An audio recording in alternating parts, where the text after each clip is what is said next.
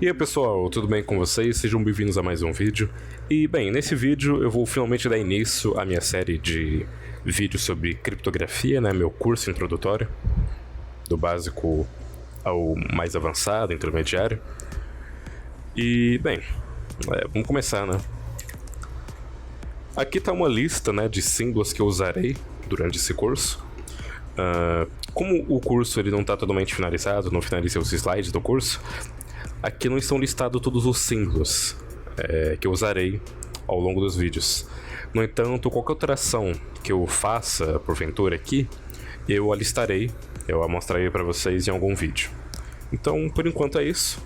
Tudo que está apresentado aqui eu já usei em algum slide. E vamos lá, né? Vamos começar de fato. Então, nada mais justo, né, que começar dizendo o que é a criptologia, né? A criptologia ela é o termo mais geral, é a teoria que estuda o funcionamento dos criptossistemas, ou sistemas de criptografia. E ela pode ser dividida em duas grandes áreas, né? A criptografia e a criptanálise. A criptanálise ela é a área que estuda, que analisa a segurança dos algoritmos, dos protocolos criptográficos, né? Ela estuda o quão seguros eles são, né? Os ataques, né, os possíveis ataques, as possíveis vulnerabilidades, os exploits, etc. Né?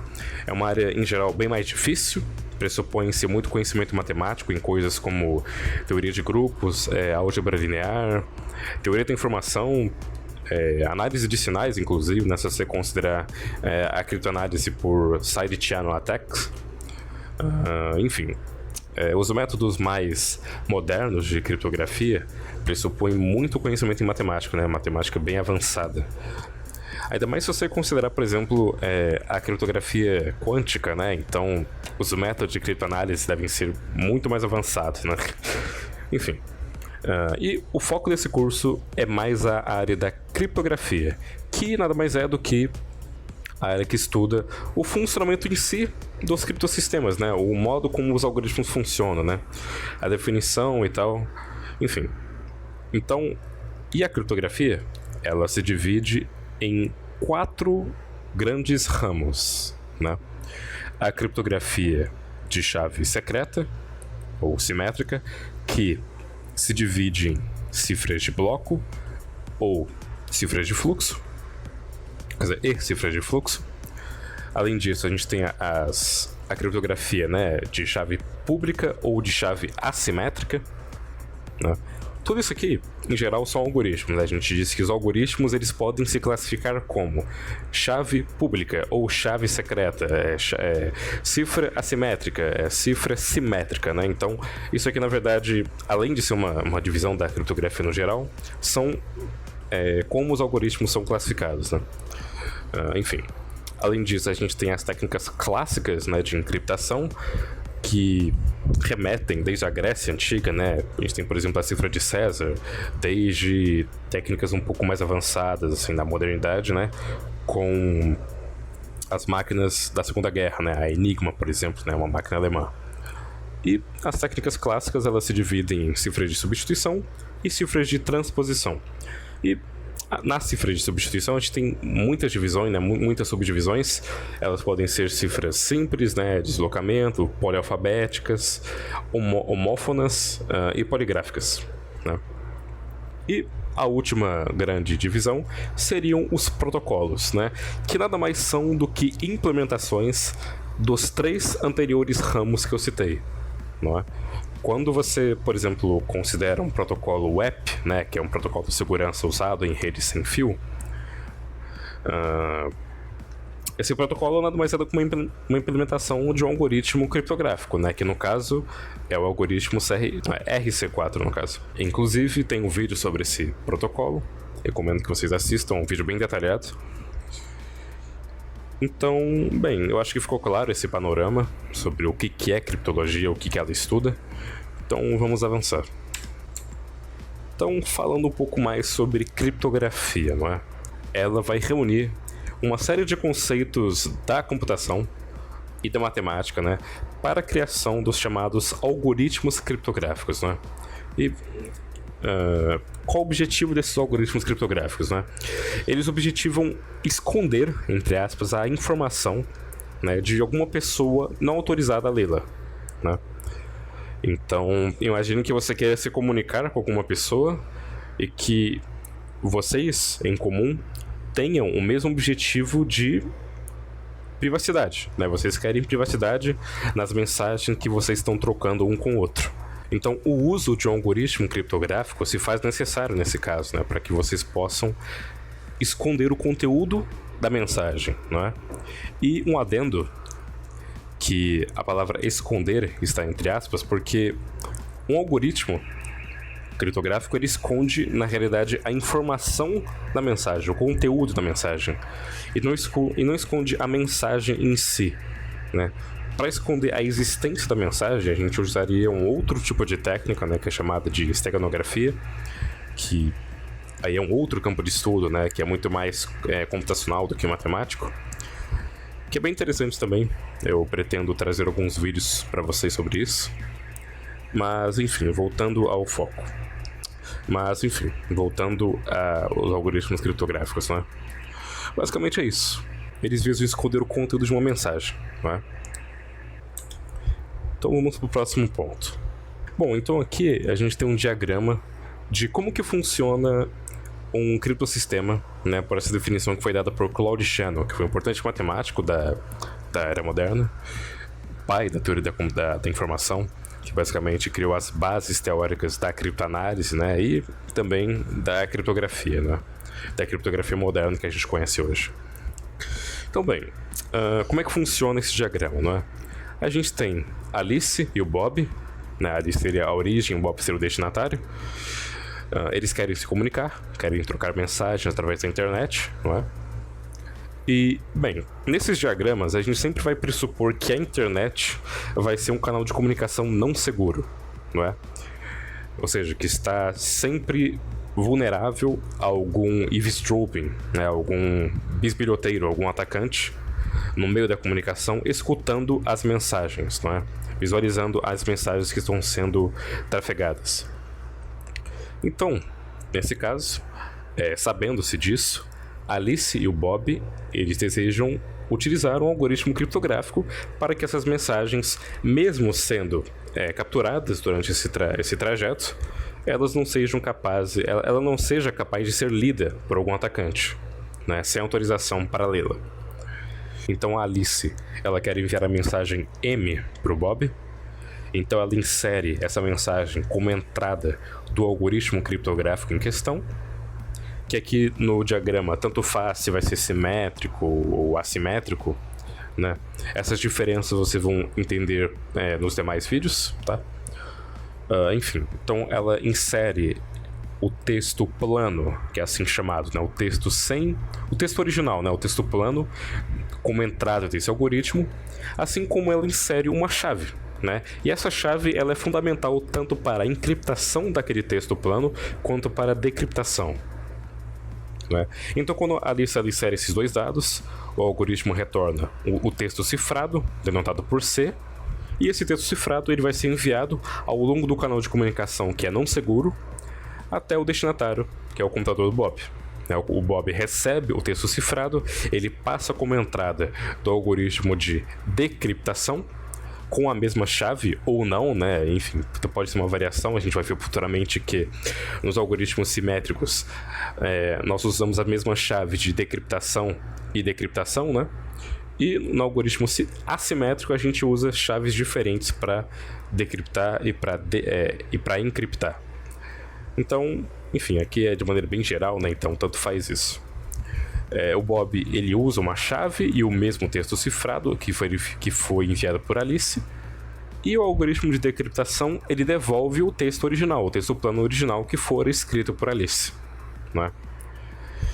E é importante, um detalhe importante é que essa chave ela foi enviada para o Bob por um canal seguro, não é? No caso, isso seria em se tratando de um algoritmo simétrico, né? Você vai ver que a gente lida com algoritmos de chave pública, ou também chamados de algoritmos assimétricos. Essa necessidade da chave ser enviada por um canal seguro não se faz tão necessária assim. Mas, seguindo o rigor, assim que for definido por Claude Shannon, é a descrição de um criptossistema. Bem, aqui a gente vai dar uma definição mais formal daquilo que a gente viu em forma de diagrama, não é? Então, para aquilo anteriormente, a gente pode chamar de cifra de Shannon. Uma cifra de Shannon nada mais é do que uma dupla, né, um par ordenado de duas funções.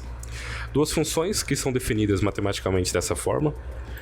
Elas são definidas sobre esses dois conjuntos aqui, né, o conjunto K, que seria o espaço de todas as chaves possíveis, o conjunto M, que seria o espaço de todas as mensagens possíveis, e ela usa esses dois pares ordenados e ela mapeia para um elemento desse conjunto C, que seria o espaço de todos os textos cifrados possíveis, né? Então, formalmente a gente diz que uma cifra de Shannon ela está definida sobre essa tripla desses conjuntos, né, desses espaços. Então, falando especificamente sobre cada função, né?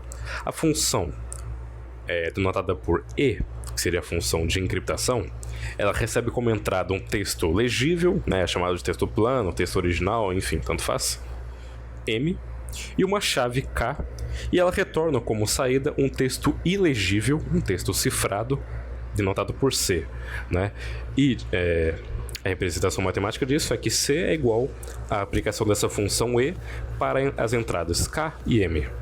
E a outra função, denotada por D, que é a função de decriptação, ela recebe como entrada um texto ilegível C e uma chave K, e ela retorna como saída o texto legível, o texto plano original, né? Então, tá aqui também a representação matemática disso, né? O M é igual a D, aplicado nas entradas K e C. Além disso, uma propriedade interessante sobre essas duas funções é que uma é a inversa da outra, né?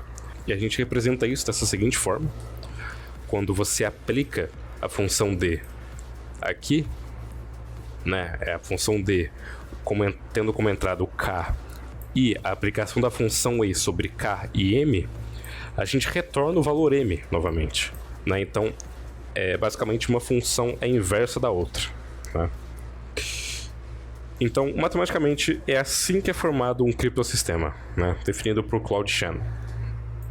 Só que, além disso, uma outra coisa interessante sobre os criptossistemas, né, que deveria ser considerado também, seria um algoritmo chamado GEM, né, que é um algoritmo randômico, que é responsável pela escolha das chaves sobre aquele conjunto que a gente inicialmente considerou, né, o conjunto dos espaços possíveis das chaves. Então, além disso, seria interessante, né, que fosse acrescentado um algoritmo para a escolha das chaves, né, e que essa escolha não fosse deixada à mercê do próprio usuário, né? Não é interessante que você deixe o próprio usuário escolher a chave a ser usada naquela cifra, naquele algoritmo criptográfico. E, claro, essa escolha por parte do algoritmo ela deve respeitar alguma distribuição de probabilidades, né? Que, no cenário mais perfeito, seria uma distribuição uniforme, né? Todas as probabilidades de escolhas de todos os elementos desse conjunto são iguais. Então, agora a gente vai falar sobre o princípio base da criptografia, que é o princípio de Kerckhoffs, que foi dado em 1883, em um artigo, parece, e ele diz basicamente que o funcionamento interno de um criptossistema não pode ser secreto, ou seja, deve-se presumir que o adversário conhece como um criptossistema funciona e a segurança do sistema deve estar na escolha das chaves. Ou seja, a segurança de um algoritmo criptográfico jamais deve estar centrada na obscuridade, no anonimato do mesmo. Ou seja, você deve sempre pressupor que o adversário, o atacante, um hacker, ele sempre conhece o algoritmo que está sendo usado naquele caso. A segurança está sempre na escolha das chaves. Então, para falar do próximo ponto, eu vou ter que falar sobre um dos métodos de ataques mais conhecidos, que é o famoso Brute Force, que nesse ataque, basicamente o atacante ele vai testar, né, por tentativa e erro, cada uma das chaves possíveis dentro do espaço de chaves, para ver se alguma delas, quando aplicada no algoritmo de decriptação, resulta no texto plano original, né? Então, basicamente, o atacante vai ficar tentando cada uma das k-iésmas chaves, né? Onde K e I pertence a esse conjunto, né? K, que já foi anteriormente explicado. Vai testar para ver se chega nessa igualdade. Então, ele é um ataque bem conhecido. Tem seus problemas, né? Na maioria das vezes, né? Esse ataque ele nem é viável, não é sequer viável. E muitas vezes, alguns algoritmos criptográficos eles têm uma certa resistência a esse tipo de ataque, de tal forma que o Brute Force ele produza certos falsos positivos, né? Então, muitos algoritmos eles têm essa resistência à força bruta. E, finalmente, o último tópico desse vídeo é falando sobre as chaves, né? Quantos bits uma chave deve ter para que seja considerada no mínimo segura, né? Para que tenha um mínimo de segurança garantida de maneira estatística, né? Ou matematicamente. Só que antes de considerar isso, é muito importante 2 pontos. Né? Essa discussão ela sequer é relevante se existir uma outra forma de atacar esse criptossistema que não seja somente a força bruta, né? Porque a força bruta ela deve ser a última hipótese, né? Ela deve ser a única opção, na verdade. Se existir qualquer outro método analítico, né, matemático que funcione, então nada adianta você ter um grande espaço de chaves. De nada adianta você ter uma chave muito longa. De nada vai adiantar. E claro, né, se existir uma possibilidade também de engenharia social, não é? Que é um ataque mais... que é um ataque de um componente humano, não é? Ou algum ataque de implementação, não é? Seja, por exemplo... essa chave longa também não vai ajudar em nada, não é? O segundo ponto é que, a depender do tipo de algoritmo que você tem, seja simétrico ou assimétrico, né, chave privada ou pública, os comprimentos das chaves eles são dramaticamente diferentes. Então, por exemplo, uma chave de 80 bits para algum algoritmo simétrico, né, de chave simétrica, ele tem a mesma segurança, aproximadamente, de um RSA de 1024 bits, por exemplo, né? E o RSA é um algoritmo bastante popular, né? Um algoritmo assimétrico bastante popular. Então depende muito do tipo de algoritmo criptográfico que você está lidando. Dito isso, vamos finalmente falar sobre os tamanhos das chaves, né? Aqui tem uma tabelinha, né, com o tamanho da chave e a estimativa correspondente para cada tamanho. Então, de 56 a 64 bits, a gente tem uma estimativa de segurança de curto prazo, né, de algumas horas ou dias, mas claro, depende do algoritmo, né? De maneira geral, isso é dito. De 112 a 128 bits, a gente tem uma estimativa de longo prazo, ou seja, várias décadas na ausência de computadores quânticos, né, desconsiderando os computadores quânticos, apenas considerando os computadores atuais que a gente tem. E, claro, as chaves de 256 bits, elas têm uma estimativa de segurança de longo prazo, mesmo que você considere os computadores quânticos, né? Então, a mais recomendada seria, claro, uma chave de 256. Mais do que isso, eu diria que é exagero, até porque, bem, nada impede de você usar uma chave de 128 e você mudar a senha, né? Você ficar mudando a sua senha, mudar a sua chave depois de um tempo, depois de um período. Na verdade, essa técnica aumenta a segurança ainda mais. Então, bem, esse foi o vídeo, né? A primeira parte dessa série de vídeos sobre criptografia. Então, nos vemos nos próximos vídeos e até mais. Espero que tenham gostado, compartilhe, deixe o like e é isso.